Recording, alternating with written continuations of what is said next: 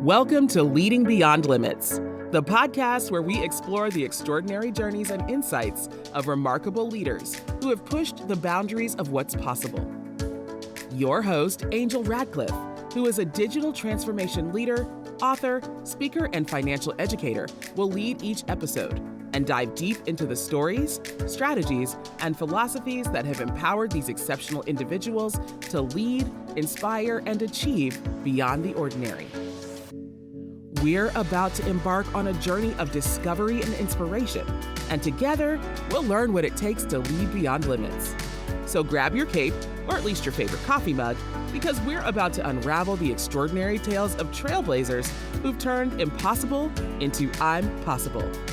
Let's get started. Welcome back to the show. We are now in week 2 of our leadership micro scenario. So excited to have you here. We are back, and each week we explore a real-world leadership scenario designed to slow down how we think and how we decide.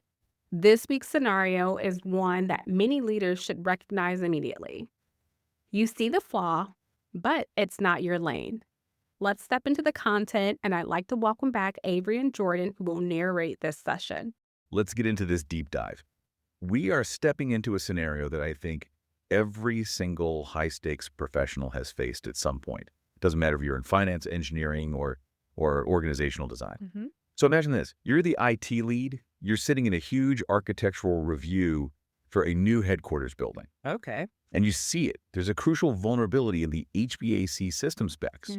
You just know it's going to create a massive data security risk later on. But, well, that's not your job. That's the facilities team's turf. You see the flaw, but it's not your lane. And that right there is the core tension we're exploring today. We're really looking at leadership not as, a job title, but by the decisions made in these really critical gray area moments. Right. These are the situations where the stakes are high, there's no easy answer, there's no textbook solution, and crucially, there's often no room for hesitation once you've spotted the problem. So the mission for you, listening, is to really explore the psychological weight of this. Yeah. We aren't looking for a technical fix for the HVAC system. That's not the point. We're dissecting what this moment demands of the decision maker that goes beyond their expertise. Yes. What does it cost you personally to speak up? And maybe more importantly, what does it cost the organization if you decide to stay silent? That tension, that friction between what you see as an organizational boundary and the action that you know is necessary. That's what separates, management from real command. We tend to think of command moments as these big heroic acts, right? But so often they're just small, uncomfortable interventions that challenge the way things are. It's a test of whether a leader is going to prioritize the org chart or the actual outcome. Let's start right there with the comfort zone. That phrase, not your lane. It isn't just an arbitrary line on a chart, is it? It's a really powerful psychological safety mechanism. Oh, absolutely. So why is it so attractive to stay inside that boundary, even when your gut is screaming that there's a problem? Well, the lure is immense because staying in your lane offers really 3 critical things. It offers jurisdictional clarity, it offers predictability, and maybe most of all, self-protection. Okay, break that down. If the facilities team signs off on that system and it fails down the line, the accountability is theirs. It's contained right there in their lane. Right, clean. Exactly. But the second you intervene, you've just injected yourself directly into the line of fire. You instantly assume a piece of that accountability, and you risk all the political fallout that comes with it. And what's so interesting is that the hesitation, it usually isn't about not having enough information. You see the flaw. Maybe you're 80, 90% sure. Yeah. The delay comes from a discomfort with the risk of crossing those boundaries. You're not really weighing facts against facts. You're weighing, institutional harmony against unnecessary disruption. You've hit it right on the head. And the organization itself often rewards that silence, sometimes without even realizing it. Think about any performance review. Are you rewarded for steering your project perfectly within scope and budget? Or are you rewarded for challenging a VP from a totally different division because you saw a flaw that was outside your official duties? The whole system encourages you to adhere, not to deviate. Okay, but hold on. Let's play devil's advocate for a second. Isn't there a reason for those lanes? Isn't some of that friction necessary just to maintain structure and focus? That's a fair point. I mean, if every leader felt they could just jump in and question every decision outside their expertise, wouldn't that just lead to, total chaos? Micromanagement. Nothing would ever get done. And that's a really important distinction. The sources here aren't advocating for chaos. They're advocating for informed, necessary intervention. We have to draw a line between being professionally silent because you respect boundaries and professional silence that's just rooted in self-protection. One is good governance. The other, you could argue, is a form of professional cowardice. So the question to ask yourself is, does my silence benefit the process, or is it just protecting me? Exactly. If you have that specialized knowledge, like the security vulnerability in the building plan, then silence isn't respecting the structure. It's actually neglecting your duty to the final outcome. Yeah. And this is where true leadership, as the sources put it, is the willingness to be the uncomfortable voice in the room. Yeah. That choice to speak up is an act of real professional vulnerability. You are deliberately choosing the project's success over your own political comfort. You're betting your reputation on what you see. So this whole scenario just boils down to an internal confrontation, a collision between what you know is wrong and what you're actually prepared to do about it, even with the personal cost. Yeah. It's about sharpening that decision-maker's edge. Bridging that gap between knowing and doing. Exactly. And if we follow that thread, we can shift to the consequence side of things. What happens externally when we choose personal comfort? The sources are blunt about it. They say, silence is a heavy tax on a team. A tax. I like that. It is.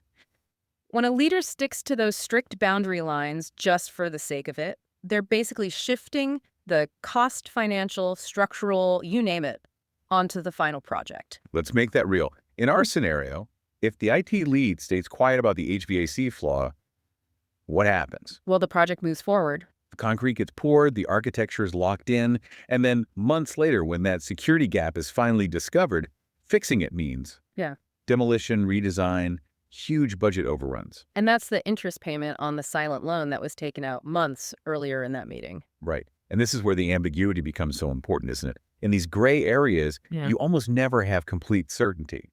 You see the flaw, but you don't have the official report yet. You don't have the engineering stress test. You don't have the facilities team's formal blessing on your idea. You might only be 80% sure. And waiting for that 100% clarity. It's the same thing as choosing to do nothing. You're basically waiting for the problem to become a full-blown crisis before you act. And by then, it's usually too late to fix it efficiently.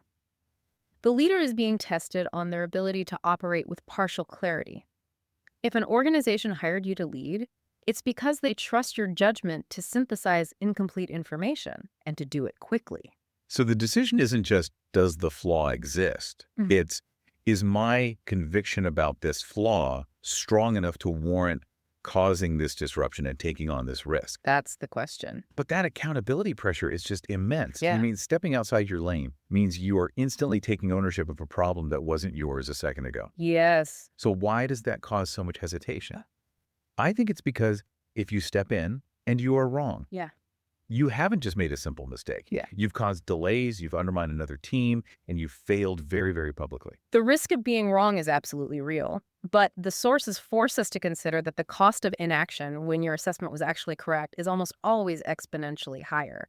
When you're in that gray area, you have to practice what they call leading through ambiguity and pressure, and that takes a very specific kind of conviction. How are we defining conviction here? Because it's not just being stubborn, right? Not at all. It sounds more like the force that turns intellectual knowing into immediate, responsible doing. It's the ability to act when there's no clear mandate, no safety net. It's internal resilience. It's the readiness to stand by your synthesis of the situation. Conviction is the bridge. If you know you're competent, you have to accept that your intervention might cause some short-term political pain. Right. But you believe firmly that the long-term benefit of preventing a failure outweighs that discomfort and that acceptance of necessary conflict. That's key to command. The real pressure is whether you're willing to embrace it for the sake of the mission. That focus on internal resilience, that takes us right to the hardest part of this scenario, the demand for inner trust. We're shifting away from the external things, the lanes, the taxes, to the internal stuff. Judgment, self-trust, presence. When the source material says there's no textbook solution, This is what it means. It means the decision comes down purely to the leader's own judgment, something honed over years of experience.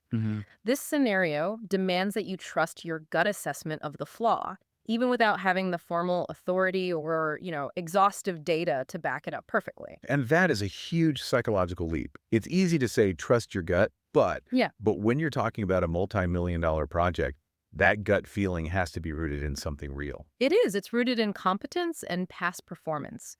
Self-trust in this context isn't just an emotion, it's a cognitive function. It's your brain processing fragmented data and past experiences into a rapid, actionable assessment. Okay. A leader who's navigated high-stakes situations before, even small ones, learns that their mental model is reliable.